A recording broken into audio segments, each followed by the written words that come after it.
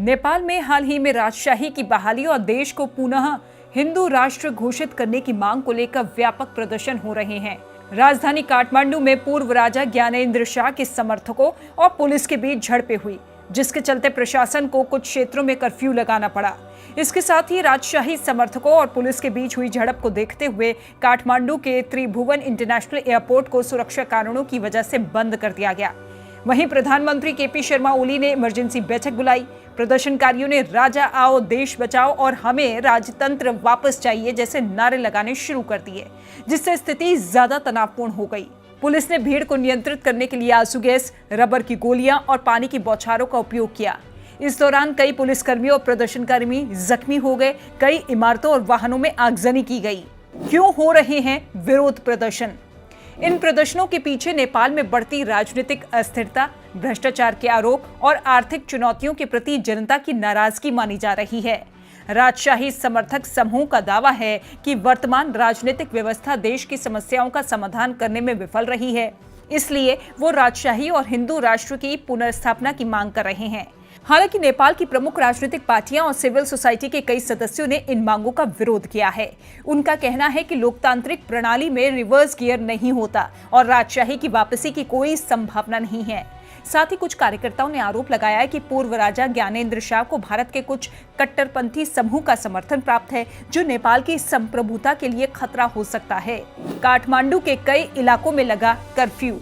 राजशाही समर्थकों और पुलिस के बीच हुई झड़प के बाद काठमांडू की सड़कों पर नेपाली सेना को तैनात किया जा रहा है। तिनकुने, सिनामंगल और कोटेश्वर इलाकों में कर्फ्यू लगा दिया गया है। नेपाल के पूर्व राजा ज्ञानेंद्र शाह ने कहा कि अब समय आ गया है कि मैं तिनकुने जाऊंगा। अगर हमें देश को बचाना और बनाना है तो राजशाही के अलावा कोई दूसरा विकल्प नहीं है।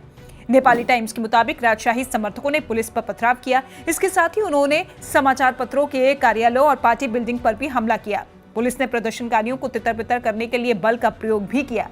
झड़प के दौरान एक शख्स की मौत होने की जानकारी भी सामने आई। आपको बता दें कि नेपाल ने 2008 में संसद द्वारा राजशाही को समाप्त कर दिया था, जिससे ये एक धर्मनिरपेक्ष, संघीय, लोकतांत्रिक गणराज्य बन गया। हाल ही में राजशाही की बहाली की मांग तेज हो गई है, खासकर जब पूर्व राजा ज्ञानेंद्र ने 19 फरवरी को लोकतंत्र दिवस के अवसर पर जनता से समर्थन की अपील की थी। इस महीने की शुरुआत में जब ज्ञानेंद्र शाह धार्मिक यात्रा से लौटे तो त्रिभुवन अंतर्राष्ट्रीय हवाई अड्डे पर बड़ी संख्या में राजशाही समर्थकों ने उनका स्वागत किया। प्रदर्शनकारियों ने राजा वापस आओ, देश बचाओ, हमें राजशाही चाहिए जैसे नारे लगाने शुरू कर दिए। कुछ समर्थकों ने उत्तर प्रदेश के मुख्यमंत्री योगी आदित्यनाथ की तस्वीरें भी वहां पर प्रदर्शित की। राजनीतिक एक्सपर्ट्स का मानना है कि नेपाल में हिंदू राजशाही की बहाली की मांग को लेकर एक मजबूत आंदोलन आकार ले रहा है। इसका मुख्य कारण भ्रष्टाचार और आर्थिक गिरावट को लेकर जनता में बढ़ती निराशा है। नेपाल में 2008 के बाद से ही 13 सरकारें बदल चुकी है, लेकिन राजनीतिक अस्थिरता बनी हुई है।